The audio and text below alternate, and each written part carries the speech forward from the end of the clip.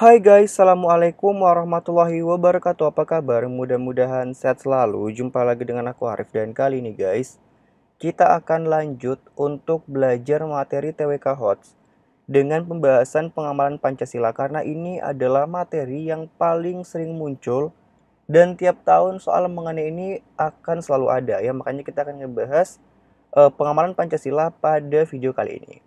Oke teman-teman, seperti biasa sebelum kita ke informasinya, jangan lupa untuk klik tombol subscribe dan klik juga tombol lonceng di sampingnya biar nanti kalian dapat notifikasi kalau aku udah upload video-video terbaru.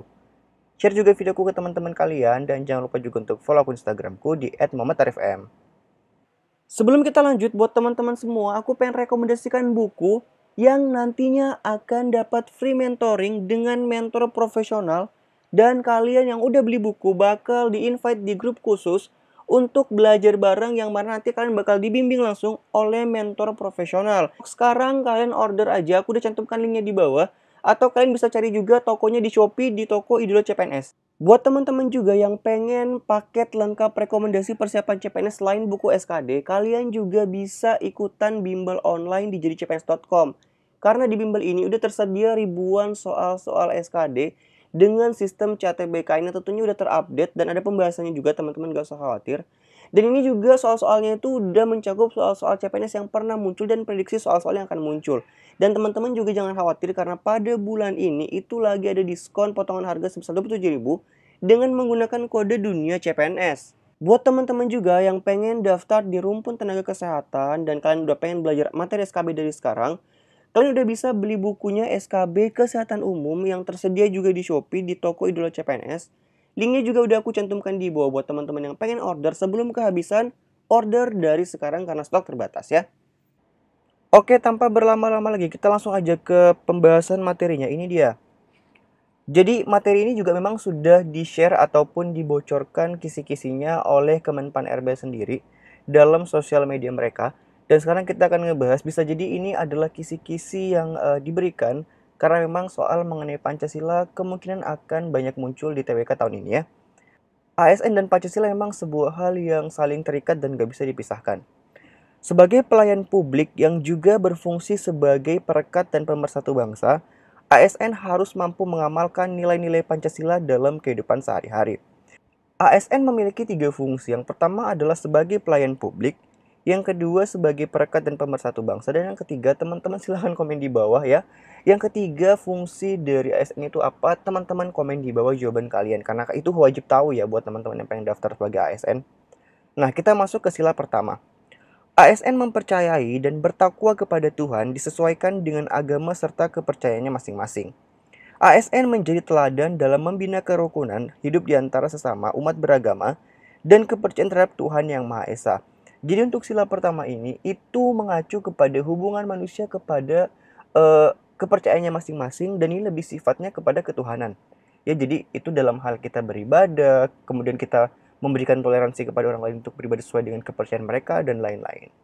Yang kedua, mengakui persamaan derajat, persamaan hak dan kewajiban asasi setiap manusia, tanpa membeda-bedakan suku, keturunan, agama, kepercayaan, jenis kelamin, kedudukan sosial, dan warna kulit. ASN mampu menciptakan lingkungan kerja yang non-diskriminatif dan mendorong kesetaraan dalam pekerjaan. Kalau sila kedua ini itu lebih kepada kita menghargai hak-hak dasar manusia, ya. Jadi misalnya kita harus mengakui dan kita harus menerima adanya perbedaan suku, agama, kepercayaan, ras, dan jenis kelamin. Kita ke sila yang ketiga. Setia dan mempertahankan Undang-Undang Dasar Negara Republik Indonesia tahun 1945 serta pemerintahan yang sah, menjaga kerahasiaan yang menyangkut kebijakan negara. ASN sebagai pemersatu dan perekat bangsa yang memiliki semangat nasionalisme dan berpegang teguh pada Bhinneka Tunggal Ika. Sila ketiga ini lebih mengacu kepada sikap-sikap nasionalisme. Contoh simpel daripada perwujudan pengamalan Pancasila sila ketiga itu adalah dalam nasionalisme ya. Jadi itu sudah mengacu kepada pengamalan butir dari sila ketiga.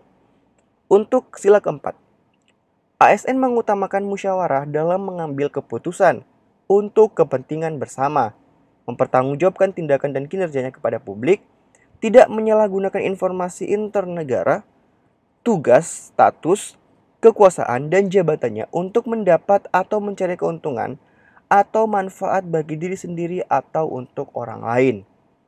Lalu kita lanjut ke sila kelima. Memberikan layanan kepada publik secara jujur, tanggap, cepat, tepat, akurat, berdaya guna, berhasil guna, dan santun. Nah, kalau sila kelima ini dia lebih concern kepada perilaku kita yang harus mencerminkan nilai-nilai jujur, kemudian tanggap, cepat, tepat, akurat, berdaya guna, berhasil guna, dan santun. Dalam menjalankan tugas secara profesional dan tidak berpihak. Kemudian kita melayani dengan sikap hormat, sopan, dan tanpa tekanan. Ini adalah perwujudan dari sila kelima. Nah, untuk lebih memantapkan teman-teman, kita akan langsung masuk ke contoh soal ataupun latihan-latihan soalnya ya. Ini dia soal yang pertama. Abdul adalah seorang pengusaha keripik kentang makmur yang cukup sukses. Banyak cabang makmur yang bertebaran di seluruh wilayah Indonesia. Meskipun telah sukses, Abdul tidak lupa diri dan merasa sombong. Banyak dari pegawai lamanya yang dibimbing supaya tidak selamanya menjadi pegawai di usaha keripik kentangnya. Abdul ingin agar pegawai lamanya mendirikan usaha pertanian kentang sendiri, sehingga mereka bisa berdikari dan hasil dari usaha pertanian kentang tersebut bisa menjadi suplai raw material bagi perusahaan makmur. Dengan hasil didikan dan bantuan modal oleh Abdul, akhirnya beberapa pegawai lama dari perusahaan makmurnya itu bisa sukses, berdikari dan menjadi mitra makmur sebagai suplai raw material. Nah, tindakan dari Abdul tersebut itu secara nyata merupakan implementasi dari sila keberapa? Pertama, kedua, ketiga, keempat, ataupun yang kelima. Nah, buat teman-teman yang pengen mikir-mikir dulu, silahkan di pause video aku. Ya, kalian bisa ditelaah dulu soalnya. Kemudian kalau udah tahu jawabannya, silahkan teman-teman komen di bawah. Kita akan bahas juga pada video kali ini. Untuk tahu jawaban tadi, ataupun untuk tahu jawaban dari setiap poin-poin mengenai pengamalan Pancasila, teman-teman aku harapkan sudah tahu 45 butir pengamalan Pancasila. Karena setiap Pancasila itu punya butir-butir pengamalan. Dan butir-butir itu akan menentukan ya dari setiap soal itu mana yang masuk ke pembahasan atau topik yang sedang dibahas pada soal. Nah, kita kembali ke soal si Abdul. Perilaku Abdul merupakan cerminan dari sikap dan implementasi dari butir Pancasila sila kelima. Ya, karena pada poin atau butir kelima itu ada butir pengamalan di mana suka memberikan pertolongan kepada orang lain agar berdiri sendiri. Nah, kita coba untuk melihat ya, apa sih isi atau butir dari pengamalan Pancasila sila kelima. Nah, untuk tahu sila-sila yang lain, teman-teman bisa juga googling. Nah, yang di sini adalah yang aku ambil untuk sila kelima, karena kita lagi ngebahas soal si Abdul ini adalah sila kelima. Nah, untuk butir dari Pancasila sila kelima, yang pertama, itu adalah mengembangkan perbuatan yang luhur, yang mencerminkan sikap dan suasana kekeluargaan dan kegotong royongan. Yang kedua, mengembangkan sikap adil terhadap sesama. Yang ketiga, menjaga keseimbangan antara hak dan kewajiban. Yang keempat, menghormati hak orang lain. Yang kelima, memberi pertolongan kepada orang lain agar dapat berdiri sendiri. Nah, ini adalah salah satu poin dari butir pengamalan Pancasila kelima yang diterapkan pada Abdul. Karena kita ngelihat ya, pada soal kita coba baca kembali, itu kan si Abdul ini dia ingin banyak dari pegawai lamanya yang dibimbing supaya tidak selamanya menjadi pegawai di usaha keripik kentangnya. Jadi dia itu berusaha supaya orang lain ataupun pegawainya ya dalam kasus ini itu mampu untuk bersikap mandiri dan bisa berdiri sendiri sehingga kemudian menjadi mitranya si Abdul sebagai supplier raw material gitu ya. Dan hal ini itu sudah tercantum di dalam sila kelima ini pada butir ataupun poin kelima ya. Suka memberi pertolongan kepada orang lain agar dapat berdiri sendiri. Kemudian butir lainnya yang ada pada sila kelima yang keenam ya. Tidak menggunakan hak milik untuk usaha-usaha yang bersifat pemerasan terhadap orang lain. Yang ketujuh, tidak menggunakan hak milik untuk hal-hal yang bersifat pemborosan dan gaya hidup mewah. 8. Tidak menggunakan hak milik untuk bertentangan dengan atau merugikan kepentingan umum. Yang ke-9, suka bekerja keras. Yang ke-10, suka menghargai hasil karya orang lain yang bermanfaat bagi kemajuan dan kesejahteraan bersama. Yang ke-11, suka melakukan kegiatan dalam rangka mewujudkan kemajuan yang merata dan berkeadilan sosial. Jadi, 11 butir ini merupakan butir-butir pengalaman dari sila kelima. Dan tentu saja itu totalnya ada 45 butir ya. yang dipecah di dalam 5 poin butir Pancasila. Nah, untuk tahu poin-poin yang lain, teman-teman silahkan diguling karena itu juga udah banyak banget ya di Google. Kita lanjut ke soal selanjutnya ya. Sekolah kami mengadakan kunjungan wisata ke Sumatera Barat. Salah satu yang kami kunjungi adalah Danau Maninjau. Danau Maninjau sangat indah. Kami menyempatkan berjalan di tepi danau dan merasakan segarnya air danau. Temanku menuliskan sebuah kalimat pada secari kertas. Kertas tersebut dimasukkan dalam botol dan siap dilempar ke tengah danau. Pemandu wisata kami berteriak, "Indak Buliah membuang sarok di sikal." Di sika kayaknya ya. Pemandu wisata kami berteriak, "Indak Buliah membuang sarok di sika." Kami bingung dan saling berpandangan. Ini bahasa Padang nggak sih? Jadi buat teman-teman yang tahu bahasa ini komen di bawah. Ini bahasa Padang bukan? Melihat kebingungan kami, ia mengulanginya dengan bahasa Indonesia. Jangan membuang sampah di situ. Dalam hal ini, pemandu wisata telah menunjukkan sikap menjunjung tinggi nilai-nilai Pancasila, yaitu sila dengan lambang apa? Bintang, kepala banteng, padi dan kapas, rantai atau pohon beringin. Nah, ini teman-teman mesti tahu ya, sila-sila itu atau sila dari Pancasila itu lambang-lambangnya apa. Kayak bintang itu sila keberapa, kepala banteng sila keberapa. Karena kalau teman-teman nggak tahu, ya nanti akan kesulitan dalam menjawab soal-soal yang tidak menjelaskan pilihan-pilihan sila keberapa, tapi lambangnya. Nah, kira-kira ini jawabannya apa? Teman-teman kalau mau mikir-mikir dulu silahkan pause video aku. Tapi kalau mau langsung tahu jawabannya, kita langsung aja di play ya, nggak usah di pause. Pada cuplikan cerita tersebut, kita bisa melihat bahwa pemandu wisata menggunakan bahasa daerah pada awalnya. Kemudian menggunakan bahasa Indonesia untuk berkomunikasi. Jadi pada soal itu kita akan sedikit dikecoh ya, apakah yang dilihat itu adalah poin membuang sampah atau poin dalam hal berkomunikasinya. Nah, ini kita harus jeli. Yang ditanyakan pada soal itu kan adalah tidak boleh membuang sampah di situ dengan menggunakan bahasa daerah, kemudian dia mengganti dengan bahasa Indonesia. Dan yang ditanyakan juga adalah pemandu wisata telah menunjukkan sikap menjunjung tinggi nilai-nilai Pancasila apa. Yang ditekankan di sini itu adalah menggunakan bahasa Indonesianya. Karena pada penekanannya dia menggunakan pertama bahasa daerah, lalu kemudian dia mengganti dan menggunakan bahasa Indonesia. Ya. Dan di sini poin yang lebih ditanyakan atau ditekankan adalah pada poin di situ dibanding dengan poin membuang sampahnya. Makanya yang perlu digarisbawahi di sini adalah hal tersebut menunjukkan pengamalan dari nilai sila ketiga Persatuan Indonesia pada nilai mengembangkan persatuan Indonesia atas dasar Bhinneka Tunggal Ika.